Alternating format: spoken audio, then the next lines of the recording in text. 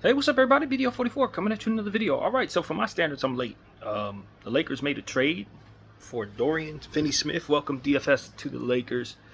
Shake Milton was also involved in the trade. We sent out D'Lo and Max Lewis, and we also sent out 3 second-round picks. Now, what we were able to do was save $15 million in luxury tax.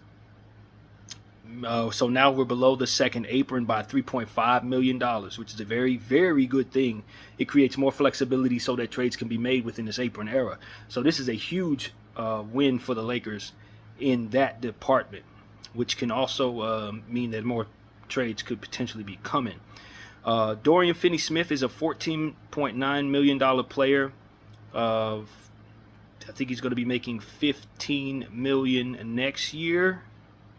Not 100% sure what I'm reading here. Bobby Marks said the Lakers get much needed wing depth and flexibility below the second apron. Shake Milton is a $2.9 million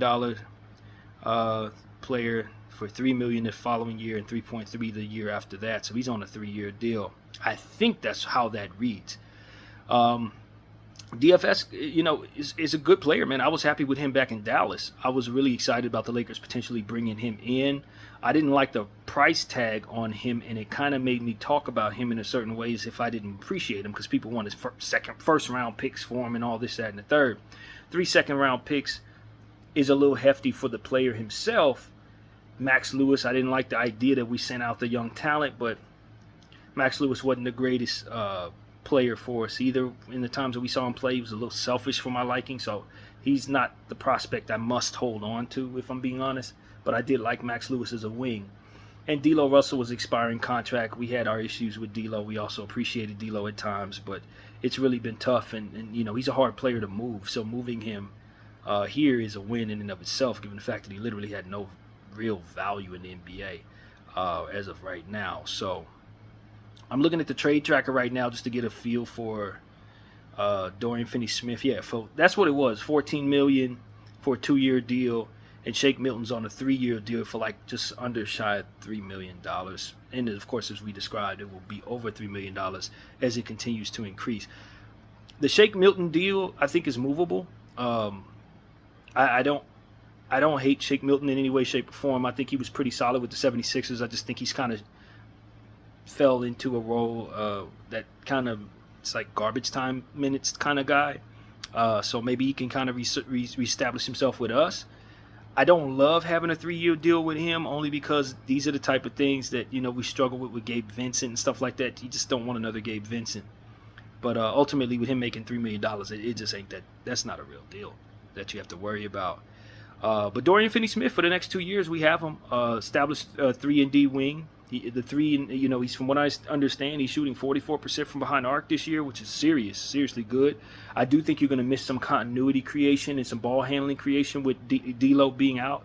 I think we will learn to appreciate D'Lo a bit more now that he's gone, for some of the things that ultimately we won't be able to do as much now, especially if Reeves goes down. Now you really need Reeves to be your ball handler, and judging by how he went for 16 assists and 26 points last night and a triple-double the game before that, I think he's about ready to be that player. But you need the insurance, and I'm pretty damn certain Shake Milton is not that insurance. Maybe this opens up an opportunity for a guy like Quincy Olivari to maybe get some more minutes. Maybe this moves Bronny James into a place where he actually is going to be relied upon. I could still see us making another move for a playmaker. Jalen Hood-Schifino may also get some opportunities where this otherwise didn't allow it. So moving out D'Lo creates a need for a ball handler, and I think Austin Reeves is going to be that at the starting position, but you're still going to need some backups in that way.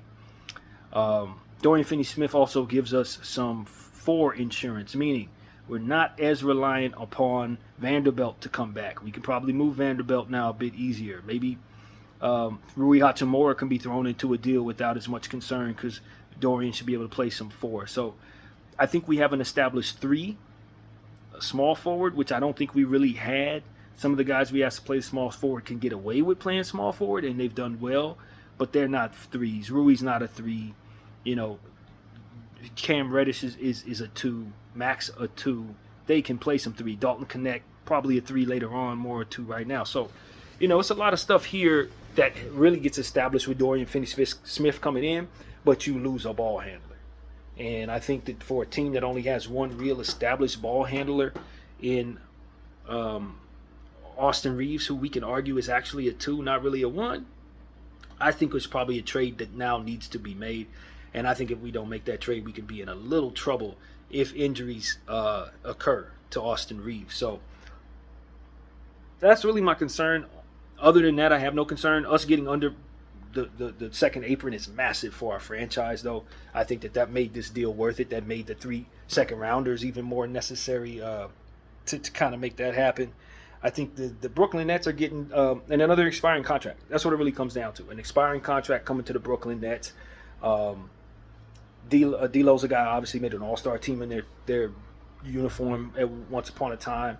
I don't know that that's the player they're getting back, but they do have a tendency to display people to be really good. We saw Schroeder have a career year. Cam Johnson's having a career year. So whatever they're doing in Brooklyn, it's making individual players look much better than they look in other situations. And I don't doubt that D'Lo will have a really good second half of the season with them if he's healthy. As their starting point guard, filling in for Schroeder, who's now been moved to the Golden State Warriors. There's an opportunity for him to just go out there and try to establish himself as a leading guard once again. Maybe play his value up and hopefully earn himself some money in this league once again. So that's the goal for D'Lo, is just have a good second half of the season, take on a bigger role with the Brooklyn Nets. They're not looking to win, but have good individual stats, and hopefully for him, he can get that done. Max Lewis is a player going into a rebuilding situation in Brooklyn. They're bottoming out and probably moving all the contracts they can that are on established several-year deals for expiring contracts. Of course, they got the Ben Simmons $40 million. Now they got the D'Lo $20 million. So that's like $60 million coming off the books with those two alone. You couple that with the other expiring contract of the hurt player that they got from the Golden State Warriors. And you're talking about a Brooklyn Nets team that's going to be big players in free agency next season, or going to be overpaying some people that they're probably not going to be happy to do that with.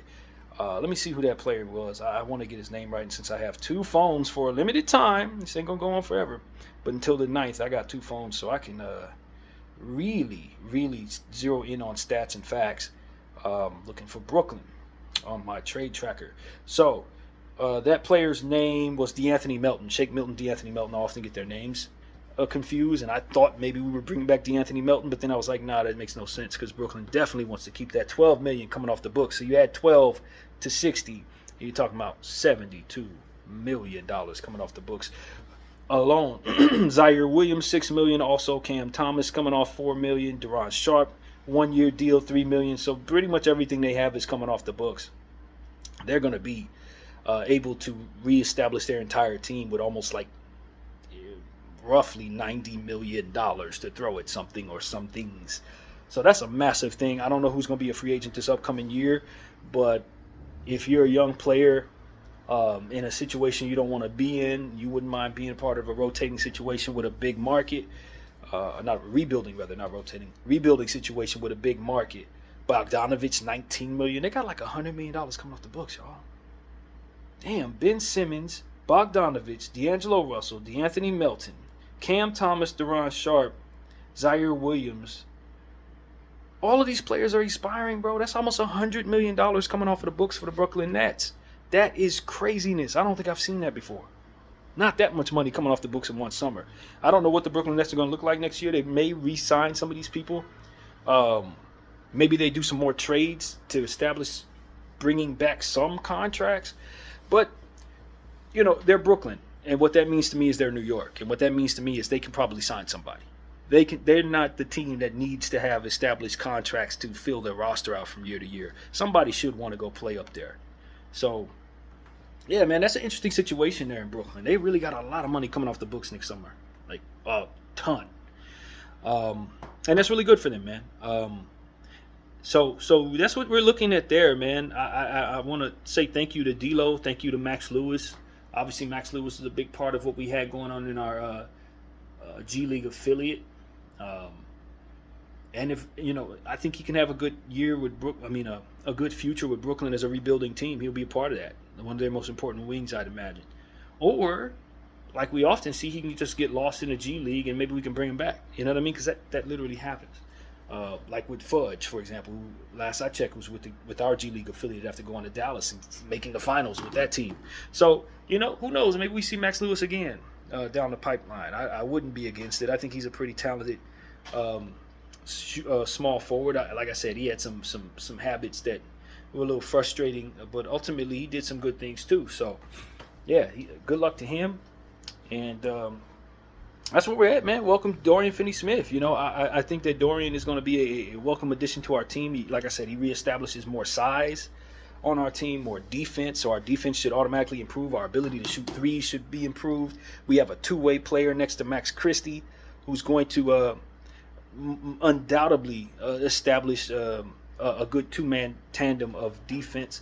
I think he gives us insurance for other players like Cam Reddish, who I think can also play well with him. Like Vanderbilt, like Rui Hachimura. We got insurance for these guys. We're not relying upon them to play as much or stay as healthy as much or even be a part of our team in the future. So this is a good acquisition. We didn't give up too much to do it. It brings us below the second apron, which is probably the most important thing for Jeannie Buss and Rob Pelinka at this time. And I think we'll miss the playmaking ability of D'Angelo Russell, but I don't think we'll miss the inconsistency with D'Angelo Russell. That's really what it comes down to, the 5.5 rebound games, the 1 for 9 shooting off the bench, whatever it would be. We're not going to miss D'Angelo Russell that much. We're not. Not as a fan of this team. We drafted him. We loved him then. He came back. It was exciting. Went to the Western Conference Finals with him. It was exciting to have him. We know he's super talented, but there are some limitations to him that were really difficult for our team to overcome based on how we were constructed and the need for him to be a consistent scorer, better defensive player, and all of that. It made for frustrating times. Trying to move him, couldn't get what we wanted for him, ended up getting rid of him on this deal. So, when they said that D'Lo got traded, I didn't blink. I don't feel too much there. I do like D'Lo, but I just didn't like him with this club, and he did kind of frustrate us with his inconsistencies. So, we wish him well, but ain't nobody crying over here, man. We ain't doing that. So yeah, man, Max Lewis headed over to the Brooklyn Nets as well. I don't know if we come back and regret that later on, but at this point, I just think that was worthy. I would have done that too in this situation. I would have done that too. We're giving up a lot of young talent though. 3 second-round picks. Who knows what those second-rounders could be? Maybe something, maybe nothing.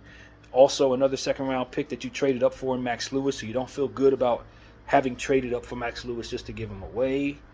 But it just didn't work out. We never really used him. I think Dorian Finney-Smith would be much more valuable to us. Plus, like I said, going below that second apron, Brooklyn knew we wanted to do that. They were going to make us pay to do that. And that's really where those 3 picks and ultimately Max Lewis comes in.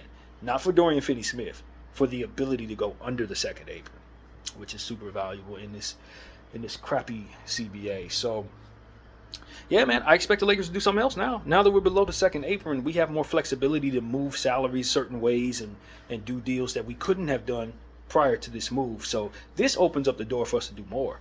And looking at Jalen Hood-Schifino, since they gave away Max Lewis, I'd imagine he's on the move. I'm sure we'd love to get off of that Gabe Vincent contract. I'm sure they'd love to get off that Vanderbilt contract. So I expect the Lakers to do something else. I don't think they're done, not by any stretch of the imagination. If they are done, they've done good because it got us below the second apron.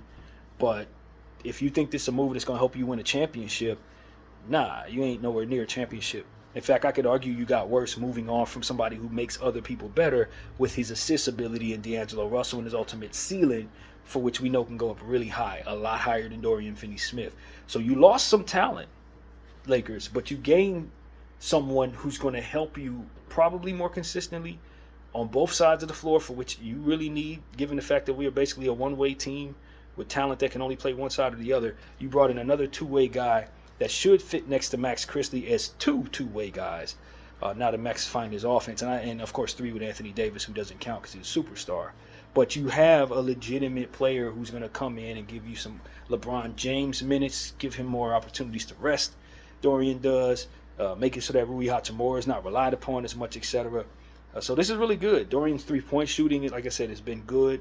He's a volume guy, so our diet should be increased by his presence, in my opinion. He's going to attempt probably about 3 or 4 of them himself a night. in theory, depending on how we use him. So we'll see. I've been one who said Dorian Finney-Smith is running to Father Time. That's my concern. Who is this guy at this point? I know who he was. Who is he now? And that's what it really comes down to. If he gives us anything like what Dallas had, we're in the money. We're in the absolute money. But he's 31 years of age, and he's an excellent defensive player.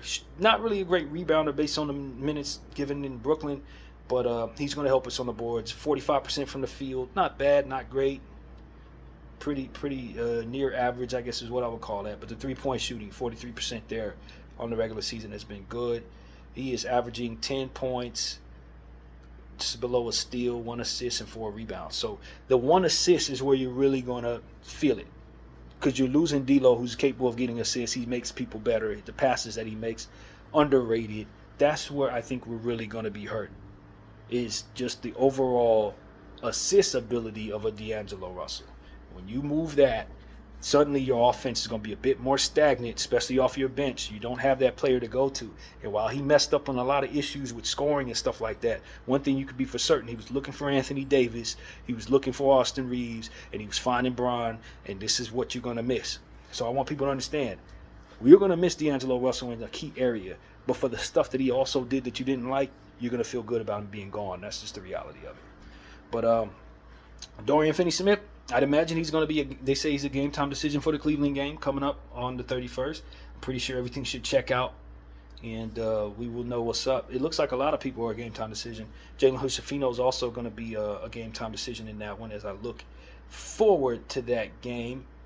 Gabe Vincent, hopefully he feels better. Shake Milton may be available as well. So, we got some things going here. I think what I also see there is that we now have 2 more healthy bodies in rotation than we did before. You consider we weren't using Mac Lewis at all, and D'Angelo Russell obviously is 1 body. So you lost 1 in, as it pertains to what you're using, and potentially bringing in 2 if Shake Milton's going to be a part of our rotation, which I honestly don't know, but at least you got the bodies.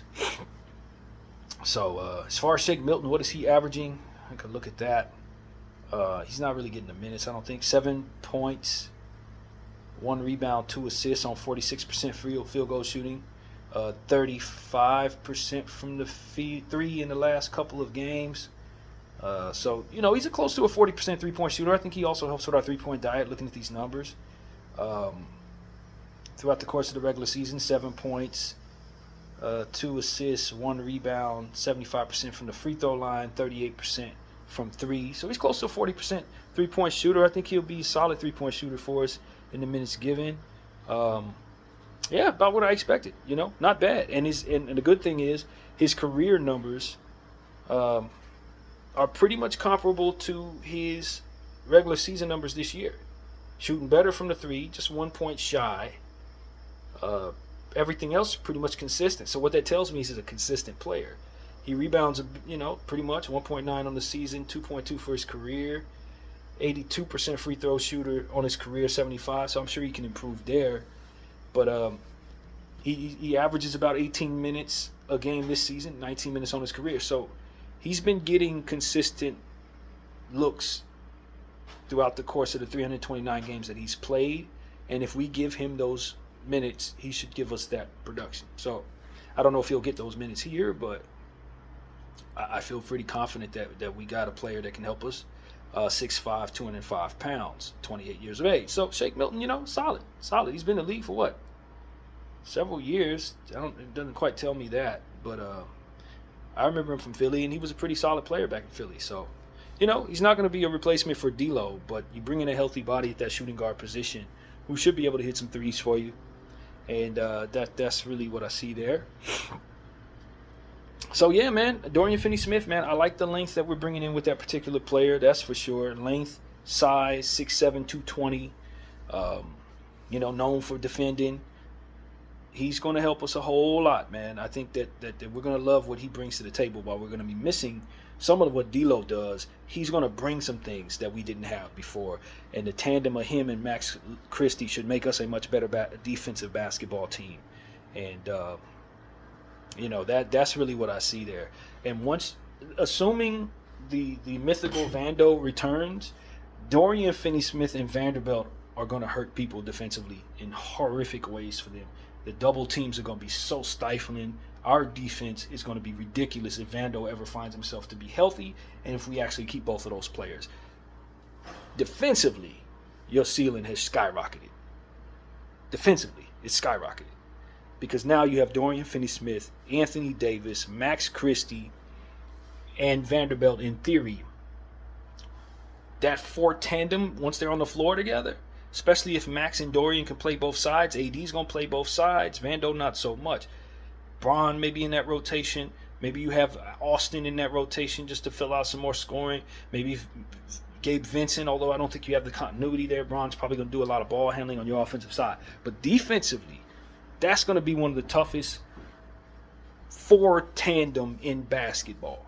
If Vando can come back and be 100%.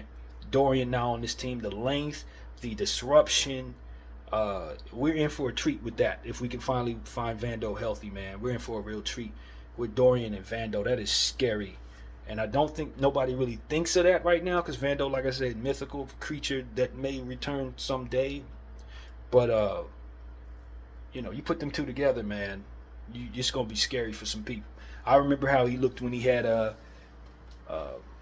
what's homeboy over in Minnesota? I don't have to do this. Just look and find out. But when he was up there in Minnesota going crazy with whoever that was, and I'm going to make sure I know their name, but that tandem was sick, man. When they had those two up there going back and forth, defending people, Jaden McDaniels and Vanderbilt, anybody remember how they looked with those two? That's kind of what I expect from Dorian Finney-Smith and Vanderbilt as well when they get those guys together on the same floor at the same time. So hopefully Vando can come back healthy, man. The rush for him to return healthy doesn't necessarily exist anymore, though, now that we have Dorian Finney-Smith. So, of course, you want to pray for good health for Dorian as well. It's important that we keep everybody healthy. We've had so many injury issues. The last thing we need is more of those. And from what I understand, Dorian has had some injuries over the years, but nothing that makes us go crazy right now. So, man, it's a good time to be a Laker fan. I just want to be clear that I think we are going to miss D'Lo in some key areas. I think we're definitely going to miss his ceiling. But like I said, he rarely reached his ceiling in our uniform in this era, man. We may have saw 4 or 5 games where he went really crazy. There's many more games where he did a whole lot of nothing. And that's just the reality of it. The inconsistency was quite irritating. And I think it did contribute sometimes to us not being able to win games when he was inconsistent. If he would have gave us 25 a night or 20 a night, our team is better, in both years, last year and this year. So we just couldn't get that out of him. And I think what we did do is bring in some more consistent players. Maybe not better than him, but more consistent. Shake is consistent, as it shows. Dorian, I'd imagine, is consistent when he's healthy. And his ceiling on the defensive end is extremely high. So we're going to like Dorian. Everybody in Dallas is telling us we're going to like Dorian. I think he got lost in Brooklyn. There's only 2 other places he's ever played, from my understanding. Brooklyn, nobody has any eyes on Brooklyn over the last several years, so we really don't know what they've been doing. And given the fact that they've been a tanking team, it ain't like we're really looking for them to do too much. He did play with Kyrie and KD and them for a little while, but I wasn't paying much attention to really see how he was doing. I know he's not a fantasy relevant player at all, but I don't think you really care about that. You want him to give you that defensive establishment down there, and that's ultimately what I know he'll do for us. So, that's really what it comes down to. The good 3-point shooting, though, over the last 5 games. As I look at the stats, 50% against Toronto, 50% against Cleveland, 62% against Memphis, 60% against Milwaukee. He's not missing threes right now. BDL 44, I thank you for watching. Salute the Kobe Minute. I'm out.